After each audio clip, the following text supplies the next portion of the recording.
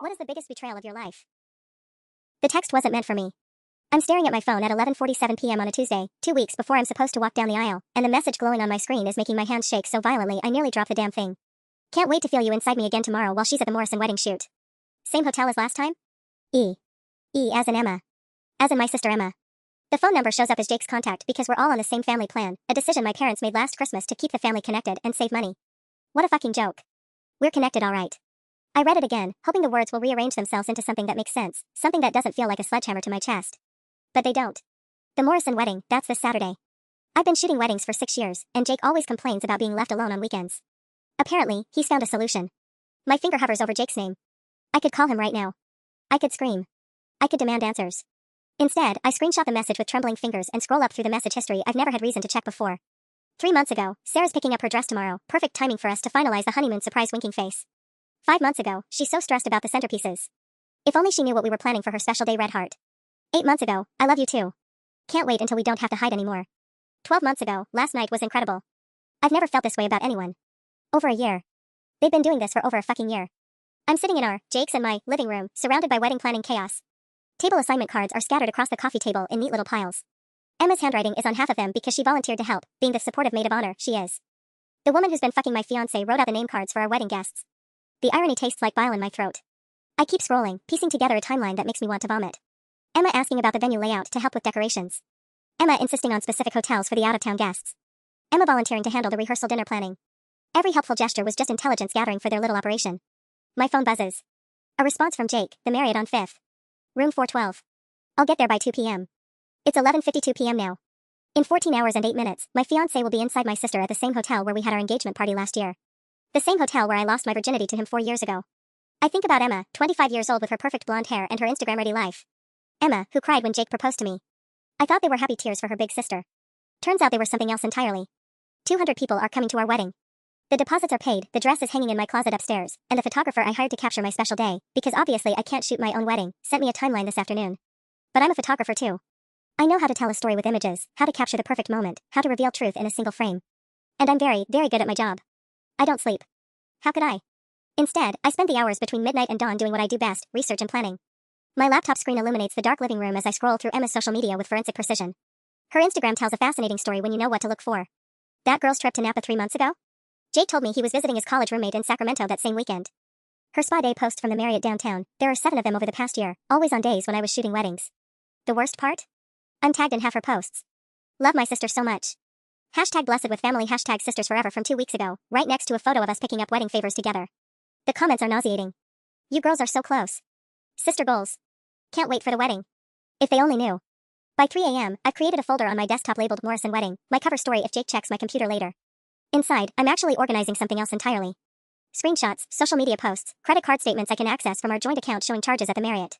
Jake's been careful, but not careful enough. The $247 room service charge on Valentine's Day when he told me he was working late. The $89 charge at Victoria's Secret, lingerie I never received. I find the receipt in his email. Size small, red lace. I wear medium, and I look terrible in red. At 5 a.m., my phone buzzes with a text from Emma, coffee before work? Need to talk about your bachelorette party surprises. Hot beverage red heart. My fingers hover over the keyboard. Part of me wants to respond with one of her own messages, throw it back in her face. Instead, I type, can't today, final dress fitting moved to 8 a.m. Rain check? Her response comes immediately, no problem. So excited for you, sissy. 2 weeks. Sissy. She's called me that since we were kids. It used to make me feel protective of her, like the big sister I was supposed to be. Now it sounds like mockery. Jake's alarm goes off at 6:30 a.m. I pretend to be asleep as he showers, as he picks out his clothes, as he kisses my forehead goodbye. Love you, babe. Don't stress too much about wedding stuff today. The Morrison wedding is at Riverside Gardens, a venue I've shot at least a dozen times. I know every corner, every lighting setup, every angle. But today, I'm not thinking about the bride and groom I'm being paid to photograph. I'm thinking about the other story I'm documenting. I pack my equipment with extra care. 2 camera bodies, for lenses, backup batteries, and my telephoto lens, the one I usually reserve for capturing candid moments from across the room. The Marriott on 5th Street is exactly 2.3 miles from Riverside Gardens. If I time it right, I can get what I need and still be back for the ceremony. At 11 a.m., I text Jake, heading to venue now. Long day ahead. Love you. He responds at 11:47 a.m., probably during a break from whatever fake work emergency he's manufactured. Love you too. Can't wait to marry you in 2 weeks. The timestamp burns itself into my memory. In 2 hours and 13 minutes, he'll be at the Marriott. Emma's probably already getting ready, probably choosing which lingerie to wear for my fiancé. I adjust my rearview mirror and drive toward Riverside Gardens, my camera equipment secured in the back seat like weapons waiting for war. The Morrison wedding is about to become much more interesting than they paid for. The Morrison wedding is picture perfect, which makes it the perfect cover for what I'm really here to do. I arrive at Riverside Gardens at 12:30 p.m., hauling my equipment through the familiar stone archways while my mind calculates timing. Emma and Jake think they're so clever, but they don't know I've shot 3 weddings at venues within a 5-mile radius of their little love nest. I know these roads like the back of my hand. Sarah. Thank God you're here. Jennifer Morrison rushes toward me in her silk robe, her mother trailing behind with a champagne flute already in hand at 12:45 p.m. The flowers are wrong, the caterer is running late, and my sister just called to say she's stuck in traffic. Everything's going to be perfect, I tell her automatically, my photographer voice steady and reassuring while my hands check my equipment. Trust the process. If only I could take my own advice. I spend 45 minutes doing what I always do, capturing the pre-ceremony chaos, the tender moments between Jennifer and her bridesmaids, the nervous energy that fills every wedding day. But my eyes keep finding the clock on my camera display. 1:15 p.m. 1:30 p.m. 1:45 p.m. At 1:52 p.m., I approach Jennifer's maid of honor. I need to step out for 20 minutes to grab some backup memory cards from my car. Technical issue. Your photographer will be right back, I promise. She barely looks up from Jennifer's veil. Whatever you need. The drive to the Marriott takes exactly 8 minutes with Saturday afternoon traffic.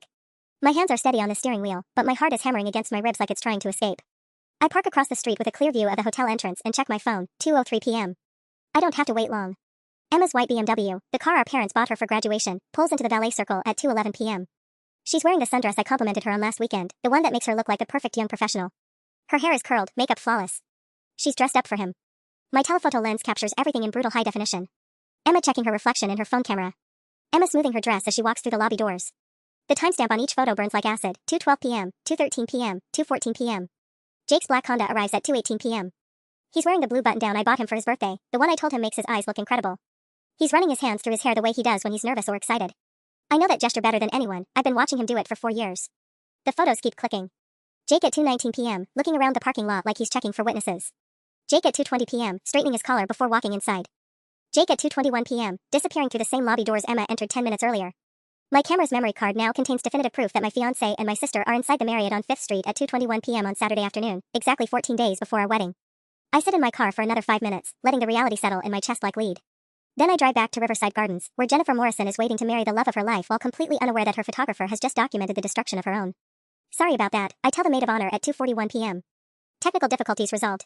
Perfect timing, she says. We're about to start the ceremony. I position myself at the altar, camera ready, professional smile in place.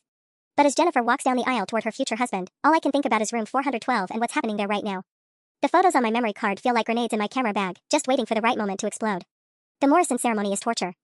Pure, exquisite torture. I stand behind my camera, mechanically capturing Jennifer's radiant smile as she promises to love, honor, and cherish David Morrison until death do them part, while my phone burns in my pocket with the knowledge of what Jake and Emma are doing 12 minutes away. Every click of my shutter feels like a countdown timer. The rings represent an unbroken circle of love, the officiant declares at 3:17 p.m. My telephoto lens captures the moment David slides the wedding band onto Jennifer's finger, but all I can think about is Emma's hands on my fiancé's body. The same hands that addressed our wedding invitations 3 months ago. The same hands that helped me pick out centerpieces and argued with me about whether the napkins should be ivory or champagne. The guests are crying happy tears. Jennifer's mother is sobbing into her tissues. David's best man is grinning like an idiot. And I'm standing here with evidence of adultery on my memory card, smiling and nodding and doing my job like my entire world hasn't just imploded. My phone vibrates at 3:31 p.m. A text from Emma, hope your wedding shoot is going well. Can't wait to hear all about it tonight. Spending the day shopping for your bachelorette surprise. Shopping bags 2 hearts. Shopping. Right. I nearly laugh out loud, which would be completely inappropriate during Jennifer's vows about faithfulness and trust. Emma's dedication to the lie is almost impressive. She's texting me from a hotel room where she's fucking my fiancé, and she's still maintaining the loving sister act. Another vibration. This time it's Jake, missing you today. Can't wait to see you tonight. Boring day at the office, heading home soon. Red heart. 3:33 p.m. He's telling me he's leaving work soon while he's probably still inside my sister. The audacity is breathtaking. You may kiss the bride. The crowd erupts in cheers as David and Jennifer share their first kiss as husband and wife. I capture it perfectly, the joy, the love, the promise of forever. My camera settings are flawless, the lighting is gorgeous, and I want to scream until my throat bleeds. But I don't scream. I smile and take pictures and do what I'm paid to do, because that's what professionals do. That's what Sarah Chan, award-winning wedding photographer, does. Even when Sarah Chan, the woman, is dying inside.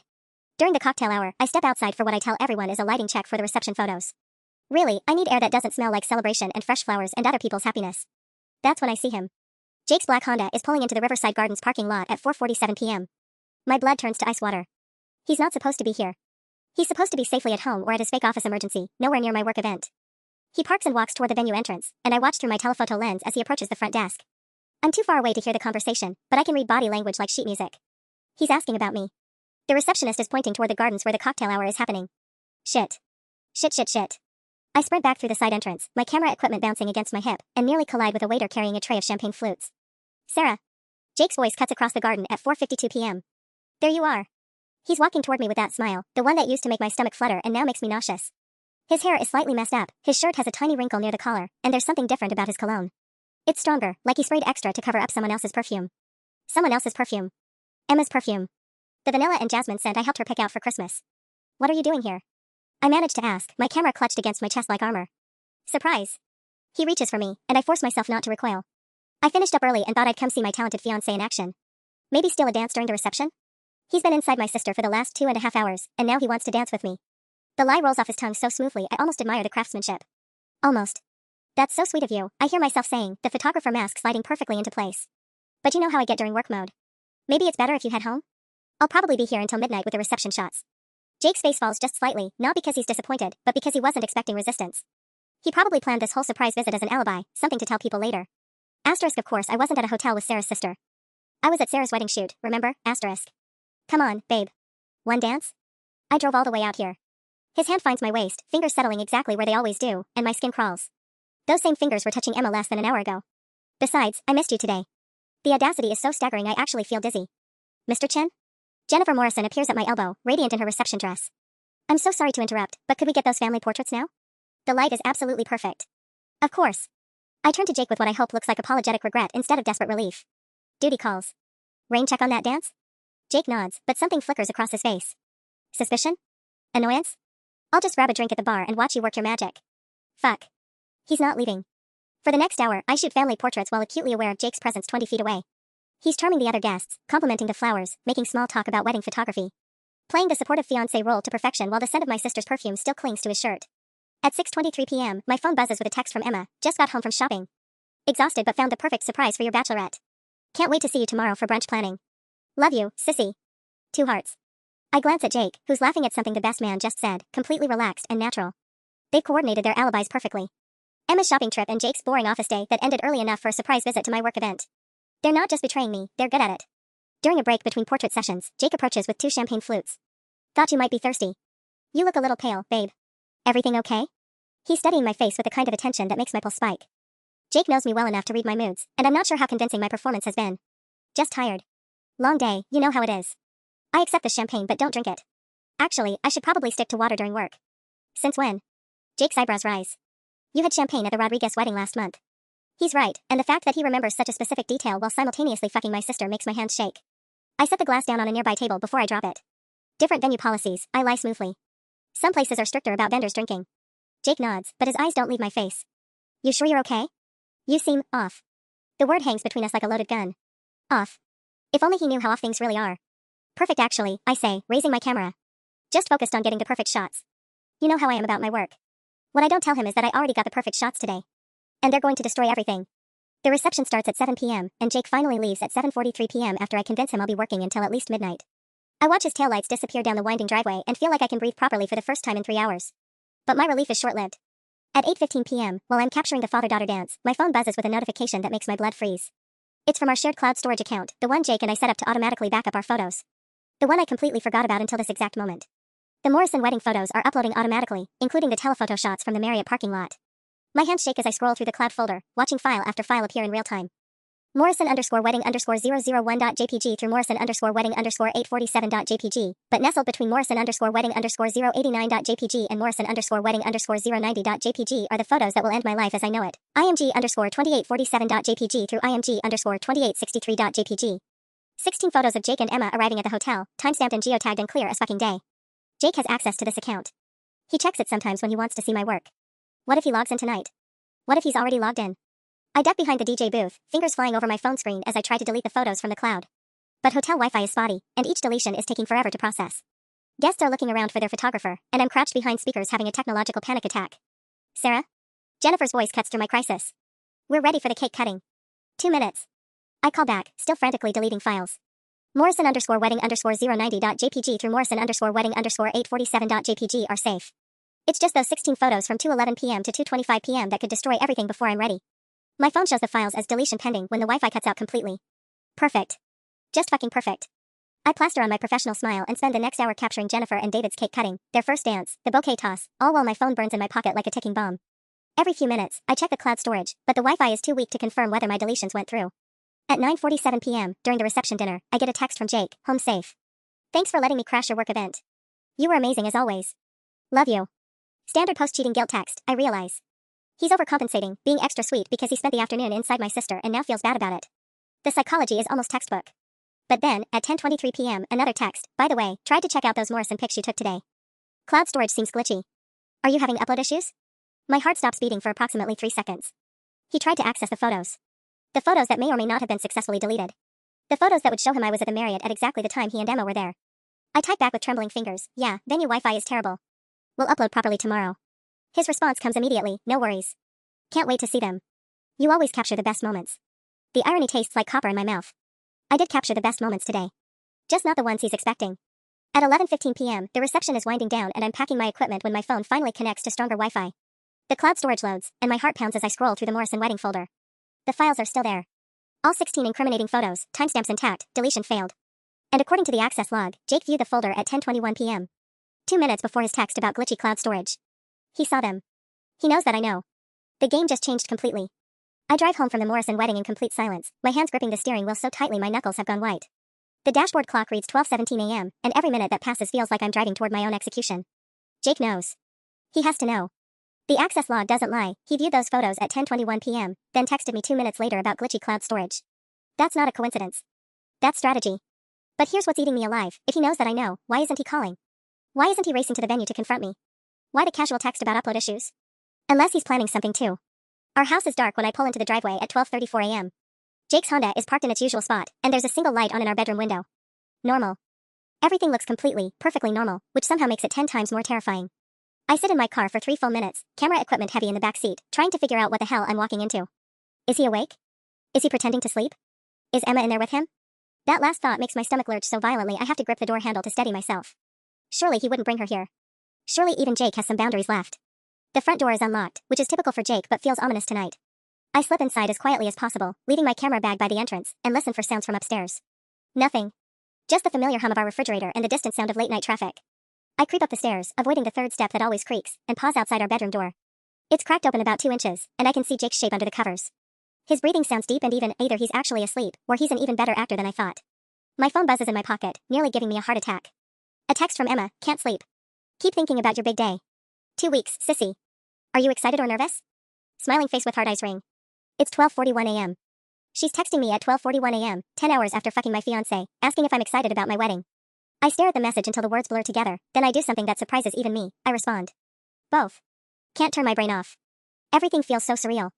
Her reply comes within 30 seconds, I know exactly what you mean. Everything's about to change. But in the best way possible. Jake is so lucky to have you. The audacity is breathtaking, but there's something else in her message that makes my skin crawl. Everything's about to change, what does that mean? Change how? I screenshot our conversation and add it to my growing evidence folder, then slip into the bathroom to change clothes. In the mirror, I look like I've aged 5 years in one day. There are dark circles under my eyes, my usually perfect hair is a disaster, and my hands won't stop shaking. When I finally slide into bed at 1:03 a.m., Jake doesn't stir. But as I'm settling under the covers, trying to make as little noise as possible, he speaks into the darkness. How was the wedding? His voice is quiet, casual, completely awake. My heart hammers against my ribs. Good. Long day, but Jennifer was beautiful. Everything went smoothly. That's great, babe. There's a pause, and I can feel him turning toward me in the dark. Get everything you needed? The question hangs in the air like poison gas. Get everything you needed. Does he mean the wedding photos? Or does he know about my detour to the Marriott? I think so, I whisper back. Sometimes you don't realize what you've captured until you review everything later. Jake's hand finds mine under the covers, his fingers interlacing with mine exactly the way they have for 4 years. I love that about your work, he says softly. The way you see things other people miss. The way you capture the truth of a moment. His thumb strokes across my knuckles, gentle and familiar and absolutely terrifying. Sometimes the truth is surprising, I manage to say. Yeah, Jake agrees, his voice barely above a whisper. Sometimes it is. We lie there in the dark, both of us wide awake, both of us pretending everything is normal while the evidence of his betrayal sits in my phone 6 inches away from his sleeping head. At 1:47 a.m., Jake's breathing finally shifts into actual sleep patterns. I wait another 20 minutes to be sure, then carefully extract my hand from his and slip back out of bed. I have work to do. I spend the next 3 hours in our home office, the door locked, organizing what I now think of as my war chest. The Morrison wedding photos upload successfully to my personal drive, all except those 16 incriminating shots, which I've moved to a separate, password-protected folder labeled insurance. By 4:23 a.m., I have a timeline that would make a prosecutor weep with joy. Credit card statements showing 47 suspicious charges over the past 13 months. Hotel receipts, restaurant bills, even a $156 charge at a lingerie boutique in Emma's neighborhood from last Tuesday, the same day she texted me about being too busy for our usual coffee date.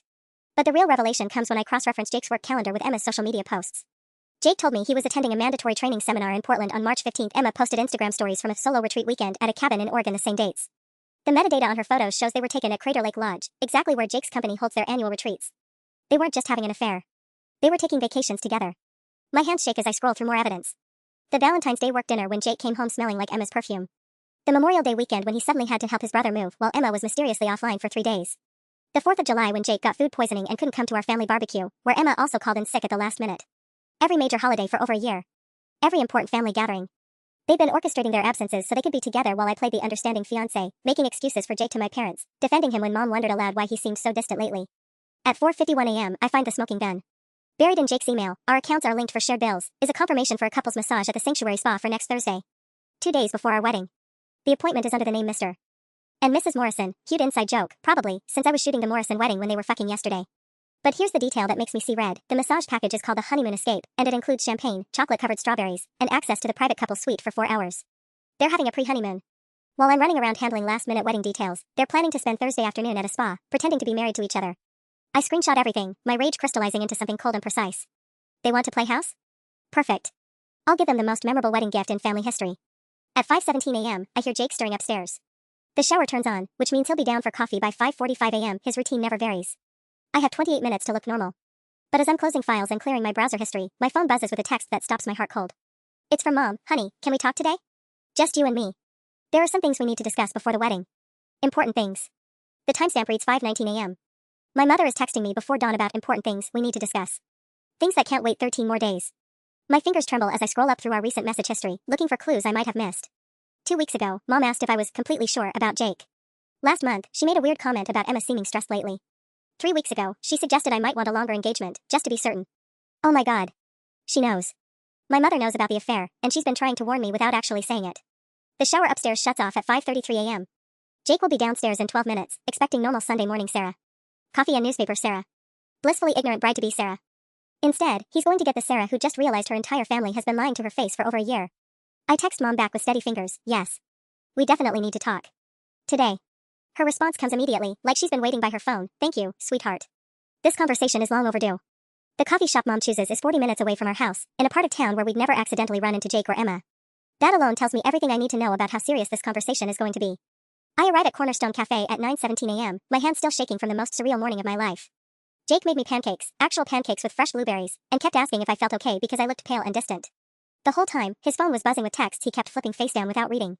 Emma, probably, planning their Thursday spa date while sitting across from me at our kitchen table.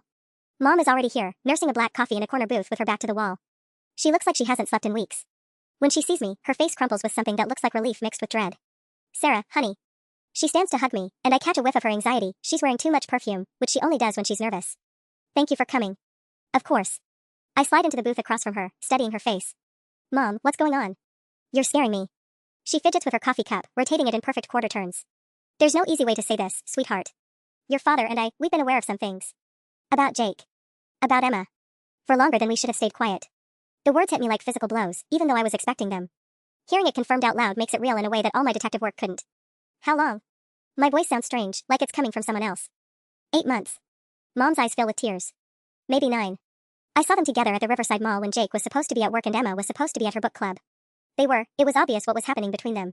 8 months ago, I was addressing save-the-date cards. 8 months ago, I was scheduling cake tastings and calling florists. 8 months ago, my mother watched my sister and my fiancé together and said nothing. You've known for 8 months. I'm surprised by how calm I sound. You watched me plan this wedding, stress about centerpieces and seating charts and whether Jake's allergic cousin could eat the salmon, and you said nothing. We didn't know how to tell you. Mom reaches across the table, but I pull my hands back. Your father thought we should stay out of it, let you figure it out on your own. I wanted to say something, but Emma begged us not to interfere. She swore it was over, that it was just a mistake, that you'd never have to know. Emma begged you. The words taste like acid. My sister, who's been helping plan my wedding, asked you to keep quiet about her affair with my fiancé, and you agreed. Mom's face goes white. She promised it was finished, Sarah. She cried, she said she was horrified at what she'd done, that it would never happen again. She made us promise to let her handle it. I lean back in the booth, processing this information. Emma didn't just ask my parents to keep quiet about a past affair, she actively manipulated them into silence while continuing to fuck Jake for 8 more months. The level of calculation is breathtaking. What changed? I ask. Why are you telling me now? Mom pulls out her phone and shows me a text exchange that makes my blood freeze. It's from Emma, sent yesterday at 6:43 p.m. while I was photographing the Morrison reception and Jake was playing supportive fiancé. Can't do this anymore. Going to tell her after the honeymoon. Jake and I are in love. Real love. She'll understand eventually. Please don't ruin this for us. My sister texted our mother about her plans to steal my husband 6 hours after fucking him at the Marriott. She's not planning to end the affair after my wedding, she's planning to end my marriage. She wants me to go through with the wedding, I whisper, understanding flooding through me like ice water. She wants me to marry him so she can have the satisfaction of taking him away from me afterward. Mom nods miserably. Your father still thinks we should stay out of it, but I can't watch you walk down that aisle knowing what I know. I can't watch you promise forever to someone who's already promised forever to your sister. The cafe spins around me as the full scope of their betrayal becomes clear. This isn't just an affair, it's a coordinated campaign to destroy my life as publicly and humiliatingly as possible. The wedding isn't the ending of their deception, it's the centerpiece. Mom, I say carefully, I need you to promise me something. Don't tell Dad we had this conversation. Don't tell Emma you warned me. Can you do that? She looks confused but nods. Of course, but Sarah, what are you going to do? I stand up from the booth, leaving my untouched coffee on the table. I'm going to give Emma exactly what she's asking for. The drive home takes 37 minutes, and I spend every one of them planning. Emma wants to destroy my life after the wedding? Perfect. I'll destroy hers during it. 200 people are going to witness something unforgettable in 13 days. And this time, I'll be ready. I spend Sunday afternoon in a coffee-induced haze, sitting at my kitchen table surrounded by wedding planning materials that now feel like evidence in my own murder case.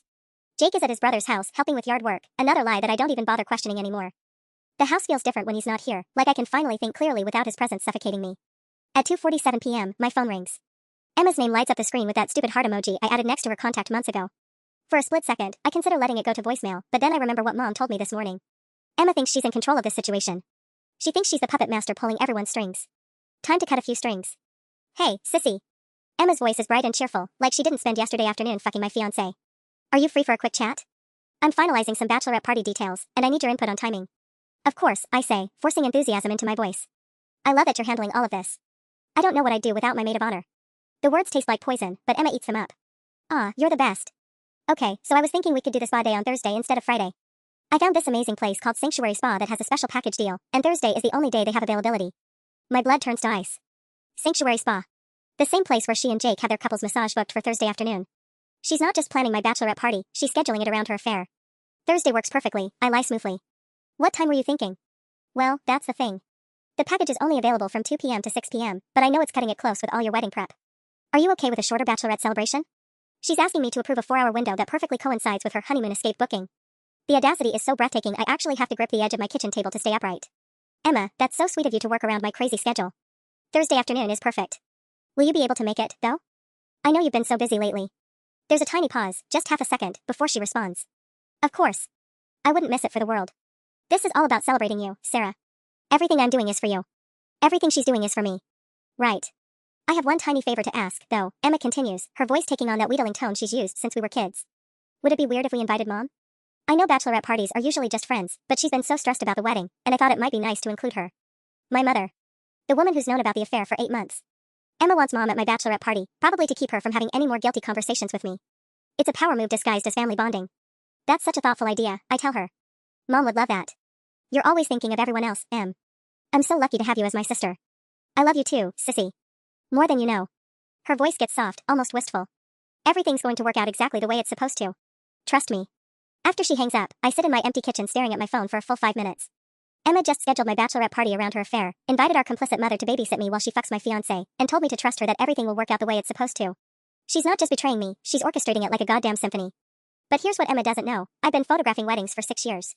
I know how to plan an event that no one will ever forget. And I'm very, very good at surprises. I spend Monday morning at my computer, ostensibly editing the Morrison wedding photos while actually planning the most elaborate revenge in family history. Every few minutes, I glance at Jake across the room where he's supposedly working from home, typing away on his laptop with the concentration of someone definitely not coordinating secret rendezvous with my sister. At 10:23 a.m., my phone buzzes with a text from Emma, emergency MOH meeting needed. Can you meet me for lunch?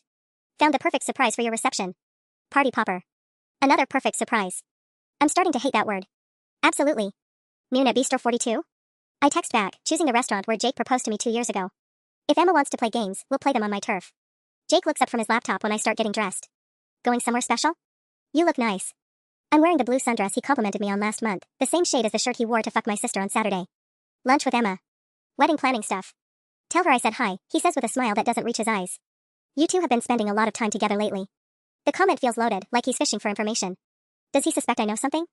Or is he just feeling guilty about screwing my sister while I plan centerpieces with her? Well, she is my maid of honor, I say lightly. Only 12 more days of wedding chaos, then we can all relax.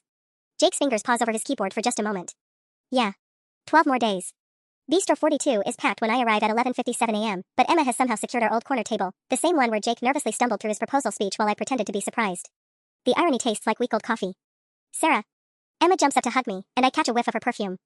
The same vanilla and jasmine scent that was clinging to Jake's shirt on Saturday. You look gorgeous. That dress is so pretty on you. We settle into our seats, and Emma immediately launches into what sounds like a rehearsed presentation. Okay, so I've been thinking about your reception, and I had the most incredible idea. What if we did a surprise slideshow during dinner? Like, a This Is Your Life tribute with photos from childhood through now? My blood pressure spikes so fast I feel dizzy. A slideshow. Emma wants to put together a slideshow for my wedding reception. That sounds amazing, I managed to say. What kind of photos were you thinking? Oh, you know, the usual. Baby pictures, school stuff, family vacations. I was going through Mom's old photo albums yesterday and found some hilarious ones of us as kids. Emma's eyes are bright with excitement, but there's something else there. Something calculating. I thought it would be really meaningful to show everyone how far you've come, you know? All the important relationships in your life. Important relationships. She wants to put together a slideshow about my important relationships while she's actively destroying the most important one I have. Emma, that's so thoughtful. But are you sure you have time? I know you've been swamped with work and other commitments. Her smile falters for just a second. I'll make time. This is important to me, Sarah. I want everyone at your wedding to see how much you mean to our family. The waiter interrupts to take our orders, and I use the distraction to study Emma's face. She looks tired despite her makeup, and there's a tension around her eyes that wasn't there a month ago. The stress of maintaining her double life is starting to show. Actually, I say once the waiter leaves, I love the slideshow idea, but what if we made it even more special? What if we included recent photos too? Like, really recent ones that show what Jake and I have been up to lately? Emma's fork freezes halfway to her mouth. Recent photos? From this weekend, even. I got some beautiful shots at the Morrison wedding that really capture the essence of true love, you know? The kind of moments that reveal who people really are when they think no one's watching. The color drains from Emma's face so quickly I think she might faint right into her Caesar salad. That's a great idea, sissy. Really great. The lunch continues with Emma growing paler by the minute, but she's trapped in the conversation she started. I order another glass of wine, my second, which Emma notices because she's always been the responsible sister who counts my drinks, and lean back in my chair like I don't have a care in the world. You know what else would be perfect for the slideshow? I say, swirling my wine. Those candid shots I've been taking lately. I've been practicing with my telephoto lens, getting really good at capturing people in their natural environments. Unposed, authentic moments. Emma sets down her fork entirely. What kind of candid shots? Oh, just around town. The Marriott downtown has the most beautiful architecture, for instance. I spent some time there Saturday afternoon working on my technique. The lighting at 2:15 p.m. is absolutely perfect for portraits. Emma's hand starts shaking. Actually visibly shaking as she reaches for her water glass. Saturday afternoon? But I thought you were at that wedding all day. I was. But you know how it is with photography, sometimes you have to step away from the main event to capture the real story happening just outside the frame. I smile innocently. Speaking of Saturday, how was your shopping trip? Find anything good? Shopping was. Emma swallows hard. It was fine. Normal shopping. For your bachelorette surprise. At the mall? Yes. The mall. Which mall? The pause stretches so long that the couple at the next table glances over at us. Emma's mouth opens and closes like a fish gasping for air. Northgate, she finally says, naming the mall that's been closed for renovations since February. I nod sympathetically. Construction zones can be so frustrating. I bet it was hard to find parking with all that renovation work they've been doing there. Emma realizes her mistake immediately. Her face goes from pale to green, and for a moment I think she might actually throw up right here at the table where Jake proposed to me. I meant South Point. I always mix those up. Of course you do. I finish my wine and signal the waiter for the check.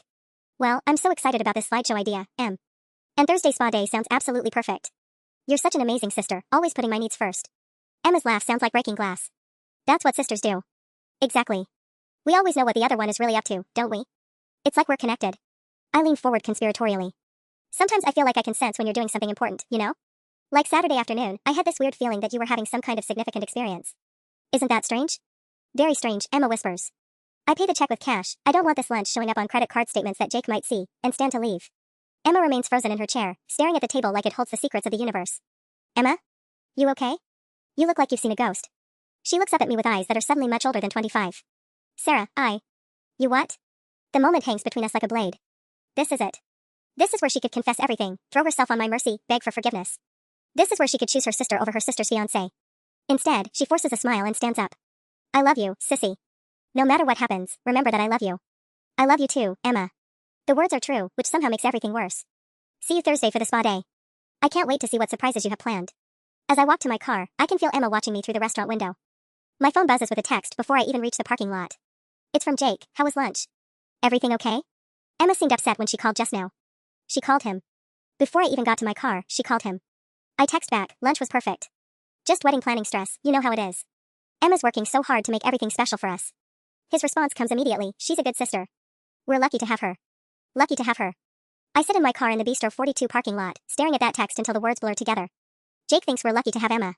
The woman who's been fucking him for over a year, who's planning to destroy our marriage after the wedding, who just spent 45 minutes lying to my face about shopping at a closed mall. My phone buzzes again. This time it's Emma, thank you for lunch. The slideshow is going to be beautiful. Everyone will finally see the truth. Everyone will finally see the truth. She's right about that. Just not the truth she's planning to show them. 10 more days until the wedding. 10 more days to make sure my slideshow is more memorable than hers. Tuesday morning arrives with the kind of gray, drizzling rain that makes everything look like a crime scene. I wake up at 5:43 a.m. to find Jake's side of the bed empty and cold. He's already downstairs making coffee, humming something under his breath. He's been unusually cheerful since yesterday, which tells me Emma filled him in on our lunch conversation and whatever panic attack she had afterward. They think they're managing me. Cute. I shower and dress carefully, choosing my most professional outfit, the black blazer and pencil skirt combo that makes me look like I could negotiate a hostile takeover before breakfast. Today's agenda includes a venue walkthrough with the wedding coordinator, a final cake tasting, and what Jake doesn't know, a meeting with Marcus Rivera, the best divorce attorney in the city. Morning, beautiful. Jake hands me a travel mug of coffee doctored exactly the way I like it, with just enough cream to turn it the color of Emma's hair. Sleep okay? You were tossing and turning. Wedding dreams, I lie smoothly, accepting the coffee. 9 more days of stress, then we can finally relax on our honeymoon. Our honeymoon. 2 weeks in Tuscany that I booked 11 months ago, back when I thought I was marrying someone who loved me instead of someone who was using me as cover for his affair with my sister. The irony is that Jake's been more excited about the honeymoon lately than he's been about the actual wedding, probably because he thinks it's when Emma will finally confess everything and he can play the victim. Asterisk Sarah, I'm so sorry, but Emma and I fell in love. It just happened. These things are complicated. You'll understand someday. Asterisk. Except I won't be there for that conversation, because I'll be in Italy drinking wine and deciding whether to change my last name back or keep it as a reminder of the year I almost married a sociopath. Can't wait, Jake says, kissing my forehead. Just you and me and all that Italian wine. No wedding planning, no family drama, no stress. No Emma, is what he means but can't say out loud yet. My phone buzzes at exactly 7:15 a.m. Emma's morning check-in text, because apparently coordinating an affair requires the same level of scheduling as a NASA launch. Good morning, beautiful bride. 2 hearts T-9 days. Are you getting excited? Nervous? I'm having all the feelings for you. See you tomorrow for spa day, I have the best surprise planned. The best surprise. Right. I screenshot the message and add it to my evidence folder, which now contains 847 files and takes up 12.3 gigabytes of storage space. Marcus Rivera is going to have a field day with this documentation. Emma? Jake asks, reading over my shoulder with the casual invasion of privacy that I used to find endearing. She's more excited about this wedding than I am, I tell him, which is probably the only honest thing I've said in days. That's Emma for you. She loves big gestures. Jake's smile is fond, intimate in a way that makes my skin crawl. Always has, ever since you two were kids. He's talking about my sister like he's known her for decades, not like he's been fucking her in secret for 13 months. The familiarity in his voice is what finally breaks something loose in my chest, not heartbreak, but rage so pure it's almost crystalline. She does love big gestures, I agree. I'm sure Thursday will be unforgettable. Thursday? The bachelorette spa day she planned. Didn't I mention it? She found some amazing place called Sanctuary Spa. Apparently they have a couples package that she thought would be perfect for the bridesmaids. Jake's coffee mug freezes halfway to his lips. For approximately 3 seconds, his mask slips completely, and I see raw panic flash across his face before he recovers. Couples package for a bachelorette party? I know, right? Emma has such creative ideas. She said something about the honeymoon escape treatment. Very romantic for a girl's day, but you know how Emma is about luxury experiences. The mug starts shaking in Jake's hands. Actually shaking, like he's developed a sudden tremor. That's really thoughtful of her. Isn't it? She's been planning this for weeks, apparently. Every detail perfectly coordinated. I finish my coffee and rinse the mug in the sink, watching Jake's reflection in the window above the faucet. He looks like he's about to vomit. I should get going. Long day of wedding prep ahead. Sarah. His voice stops me at the kitchen doorway. About Thursday. Maybe you should reschedule the spa thing. You've been so stressed lately, and adding more events to your schedule. Reschedule? I turn around, genuinely curious where he's going with this. But Emma's been working so hard on it. I'd hate to disappoint her. I just think you need rest more than you need another obligation. That's sweet of you to worry about my schedule, babe. But I could never cancel on Emma. She'd be heartbroken. I grab my purse and head for the door, then pause for maximum dramatic effect. Besides, she specifically said she wouldn't miss it for the world. Apparently she's cleared her entire afternoon. Jake doesn't respond, but I can hear him frantically texting someone before I even get my car started. At 8:47 a.m., while I'm driving to my venue walkthrough, my phone starts buzzing with back-to-back calls from Emma. I let them all go to voicemail and spend the next 20 minutes listening to increasingly panicked messages. Sarah, hey, it's me. Can you call me back? I need to talk to you about Thursday. Sissy, please pick up. There's been a change of plans with the spa day. Sarah, this is important. The sanctuary spa thing fell through. We need to make new arrangements. Please call me back. I'm worried about you. By the time I reach Riverside Gardens, Emma has called 11 times and sent 14 text messages. The last one, received at 9:03 a.m. as I'm parking, simply says, we need to talk. Now. I turn off my phone and walk into the venue where, in 9 days, 200 people will witness the most spectacular wedding disaster in family history. Some surprises are worth waiting for. The venue walkthrough with Melissa, our wedding coordinator, should have been routine. Final headcount confirmation, lighting checks, timeline review, the boring logistics that make or break a wedding day. Instead, I find myself standing in the exact spot where I'll be married in 9 days, mentally calculating camera angles for maximum humiliation coverage. Sarah? Did you hear what I said about the processional timing? Melissa's voice cuts through my revenge fantasies. Sorry, what? I said your sister called this morning asking about AV equipment. Something about a surprise slideshow? Melissa flips through her clipboard. She seemed very concerned about technical specifications. Frame rates, resolution compatibility, that sort of thing. My blood goes cold. Emma called the venue directly. She's moving forward with her slideshow plan despite our conversation yesterday, which means she either thinks I'm bluffing or she's decided to escalate. Did she mention what kind of content she's planning to show? Just that it needed to be high resolution and that timing was crucial. Melissa makes a note. She also asked about backup projectors in case of technical difficulties. Very thorough, your sister. Very thorough. Emma's planning for contingencies, which means she's taking this seriously as warfare. Good. I prefer worthy opponents. Actually, Melissa, I've been working on a slideshow too. A surprise for Jake. The lie flows smoothly off my tongue. Could we set up dual projection systems? Maybe coordinate them to run simultaneously? Melissa's face lights up with the enthusiasm of someone who lives for wedding drama. Oh, that's so romantic. Competing tribute videos? Your guests will love that. Competing tribute videos. If only she knew. We spend the next 45 minutes discussing technical requirements while I mentally catalog every power outlet, every sight line, every potential escape route in the venue. By the time I leave, I have a complete tactical map of the battlefield and confirmation that both slideshow systems will be operational Saturday at 6:30 p.m. during the reception dinner. The drive to Marcus Rivera's law office takes 18 minutes through downtown traffic. I've never needed a divorce attorney before, but Marcus comes highly recommended by 3 different wedding photographers who've documented marriages that didn't survive the reception. His Yelp reviews are particularly brutal, made my cheating ex-husband cry actual tears during mediation, and got me everything plus his favorite golf clubs out of spite. Perfect credentials. Marcus Rivera turns out to be a compact man in his 50s with silver hair and the predatory smile of someone who genuinely enjoys destroying people's lives for money. His office overlooks the courthouse, which I take as a good omen. Ms. Chen. Congratulations on your upcoming wedding. His handshake is firm, professional. Though I assume that's not why you're here. I place a flash drive on his desk containing 847 files of evidence. I need a postnuptial agreement prepared. Something ironclad that protects all my assets when my marriage implodes next week. Marcus plugs in the flash drive and starts scrolling through photos, credit card statements, text message screenshots. His eyebrows climb steadily higher as he absorbs the scope of Jake and Emma's betrayal. This is remarkably thorough documentation, he says after 10 minutes. When did you discover the affair? Saturday night. The wedding is this Saturday. And you're going through with it? Absolutely. I want them to think they've won right up until the moment they realize they've lost everything. Marcus leans back in his leather chair, studying me with new interest. Ms. Chen, I think we're going to work very well together. At 2:47 p.m., I walk out of his office with a postnuptial agreement so comprehensive it would make a prenup lawyer weep with joy. Jake will sign it Sunday morning during our honeymoon packing session, when he's still high on wedding success and thinking about his future with Emma. By the time he realizes what he's signed, I'll be in Italy and he'll be explaining to his affair partner why they're both completely fucked. My phone has 37 missed calls from Emma when I finally turn it back on. Time to return her call and discuss Thursday's change of plans. Wednesday evening, 11:23 p.m. 29 hours until showtime. I'm sitting in my childhood bedroom at my parents' house, having told Jake I needed one last night of sisterly bonding before the wedding. Really, I'm here because Emma finally cracked. It happened at 4:17 p.m., right in the middle of Mom's kitchen while we were supposed to be stuffing wedding favors into organza bags. Emma had been increasingly manic all day, canceling the spa appointment, rebooking it, canceling again, suggesting we do Monty Pitas instead, then suggesting we skip the Bachelorette entirely because she was coming down with something. Then she just broke. I can't do this anymore, she whispered, dropping a handful of Jordan almonds onto Mom's counter. Sarah, I'm in love with Jake. Mom went white as chalk. I pretended to be shocked, letting my mouth fall open in what I hoped looked like genuine surprise rather than vindicated rage. What are you talking about? I managed to say. We've been together for over a year. We're in love, real love, and I can't watch you marry him tomorrow knowing what I know. Emma was crying now, mascara streaming down her cheeks in black rivers. I'm so sorry, sissy. I never meant for it to happen. The performance was actually impressive. If I hadn't seen the evidence, hadn't watched her coordinate their alibis and plan around their affair, I might have believed the remorse was genuine. A year? I sank into one of Mom's kitchen chairs, playing my part. Emma, how could you not tell me? Because I knew it would destroy our family. Because I hoped it would end. Because I'm a coward. She buried her face in her hands. But I can't let you marry him. Not when he loves someone else.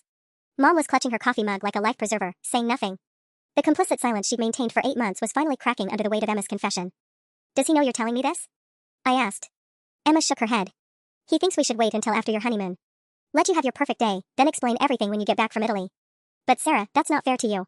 You deserve the truth now. The truth now. 24 hours before the wedding, after all the deposits are paid, all the guests have traveled here, all the preparations are complete. Even her confession is strategically timed for maximum damage. But here's what Emma doesn't know, I've been planning too. Emma, I said quietly, thank you for telling me. I know this was hard. Her head snapped up, hope flickering in her eyes. You're not angry? I'm hurt. Devastated, obviously. But you're my sister, and if you and Jake are truly in love. I let the sentence hang there, watching her face transform with relief and guilt and something that might have been genuine affection for me. I can't compete with true love. Sarah, you're incredible. I don't deserve a sister like you. So what happens now? I asked. Do I call off the wedding? I don't know. What do you want to do? I pretended to think about it, staring at the wedding favors scattered across Mom's counter. 200 little organza bags filled with Jordan almonds, each one tied with ivory ribbon that took Emma and me 3 hours to perfect last weekend. I think, I said slowly, we should let tomorrow happen exactly as planned. Both Emma and Mom stared at me like I'd lost my mind. Sarah, honey, Mom said carefully, are you sure?